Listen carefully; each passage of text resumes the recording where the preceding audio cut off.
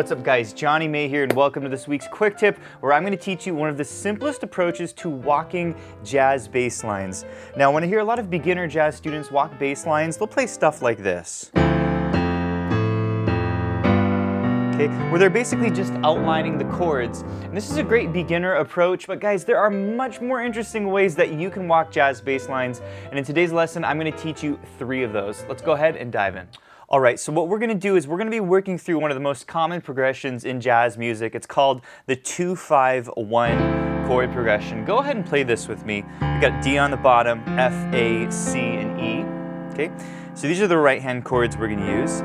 Then our G, we're going to use F, A, B, E. Okay, really beautiful, rootless voicing. This is the way you want to play jazz if you want to play jazz piano. And then our final chord, our C major, we're going to play it like this. This is E, G, B, and D. Okay? These are called rootless voicings, and they're much more interesting chords. If you want to learn all of your rootless voicings, you can at pianowithjohnny.com. But this is the way you should be playing them if you want to sound really good as a jazz pianist. And they're very simple to play because you don't have to move too much between your chord tones. Okay? So this is a 2-5-1 in C. D is your 2 chord, G is your 5 chord, and 1 is your C chord. Okay? So the first technique I want to teach you guys today is one of the most simple techniques. These are called open fifths, okay? Let me play these for you and then I'll break down what I'm doing.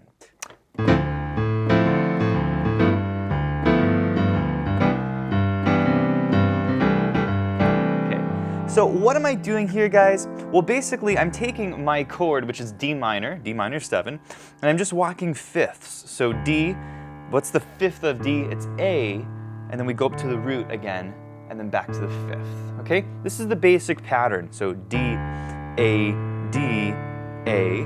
And then when I go to my G chord, I'm gonna cross my thumb under to G there, and then I'm gonna work fifths down from G. So G, D, G, D. You see that? And once again, this D is the fifth of G. So you can play this on your G chord. And then on your C chord, we're gonna use fifths again, okay? So C down here, and then walk back down. Okay. By the way, on your second chord, you can move that B down to the A in my right hand. This is kind of a nice shift. It's called a C6-9. You can change the chord there. Okay. So this is a fifth pattern and a very kind of simple approach if you're a beginner. Now you can make this a little bit more interesting if you swing your notes, because we're just playing simple quarter notes right now. But you can take this left hand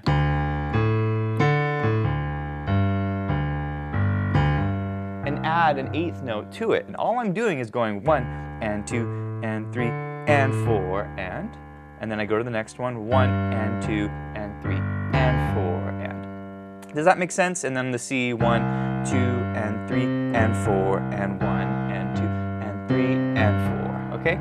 You can also do swung notes on beat 2. You can go 1, 2 and 3, 4. Okay? You can like do different patterns. I'll do that one again. 1, 2 and 3, 4, and you can do the same pattern. 1, 2, and 3, 4. Make sense? 1, 2, and 3, 4. Okay, and this sounds really cool when you speed it up.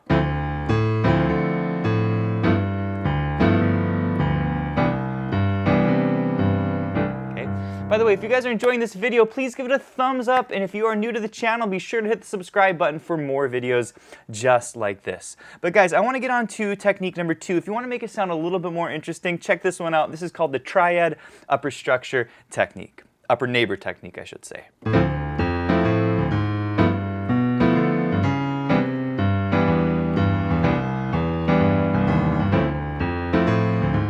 Okay, really cool, and we get some black notes when we're playing this bass line, and it really adds some nice color, and it's a very simple idea. What I'm doing here, guys, is I'm basically just outlining each chord, okay, D, F, A, and then I'm going to use this cool connecting technique. It's called an upper neighbor, okay? And basically I'm targeting a G chord. Well, I'm going to use just a half step above G to connect to my G chord. Then I go G, B, D. I'm outlining my G chord. And then I go half step down to C. Okay, that's the upper neighbor to C. And then from here, I just play simple inversions of my C chords. So C, G, E, G. And then we'll come down C, E, G, and then we're going to use a little upper neighbor to get us back into the D, okay? So here's the full progression: D, F, A flat, G, B, D, D flat, C. Arpeggiate your chord down the piano and then bring it up.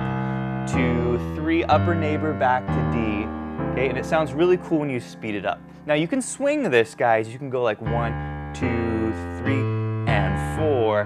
Basically throw that little D in on the bottom. 2, 3, and 4, G, 2, 3, and 4. Okay, and that gives you a very cool sound.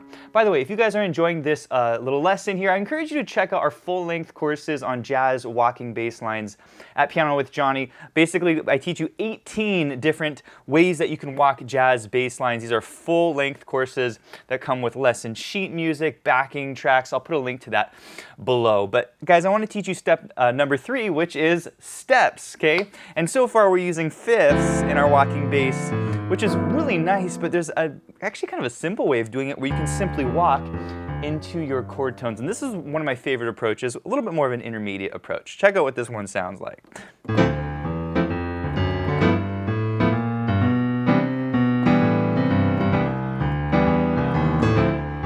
Okay, really cool. This is my favorite one. And here's the idea, guys. Basically, I'm walking D to G, and I follow a very simple formula. Basically, I start on D and I go whole step, half step into my G, and then I go whole step, half step, and then finally I land on my C. Okay? So it's very, very simple. It's a whole, half, then we go to G, whole, half. And then coming down from C, we just walk down the C major scale. And then we're going to come down on our low C and walk up the scale, except we're going to skip that F, because that F sort of clashes with the C major chord, okay? Pretty simple. When you speed it up, walk down that C. Okay. Now you can swing this one as well. You can go like, basically on the and, 1, 2, 3, and 4. Throw a quick D in on there, that little D on the bottom. Makes sense? And then G, you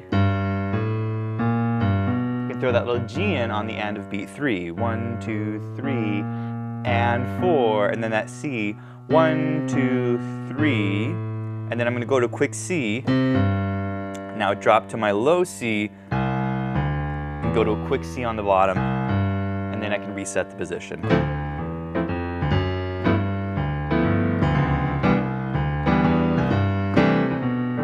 Now, one other thing you can do is the right hand rhythm. You can play with this. You can like hold those right hand chords, which is really nice.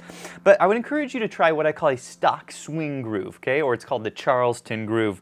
And basically, we're gonna go ta, ta, a 1, 2, 3, 4, a 1, 2, 3, 4, a 1 and 2 and 3. That's a super cool groove when you put it with your bass line. 1 and 2 and 3 and 4 and 1 and 2 and 3. It sounds really nice.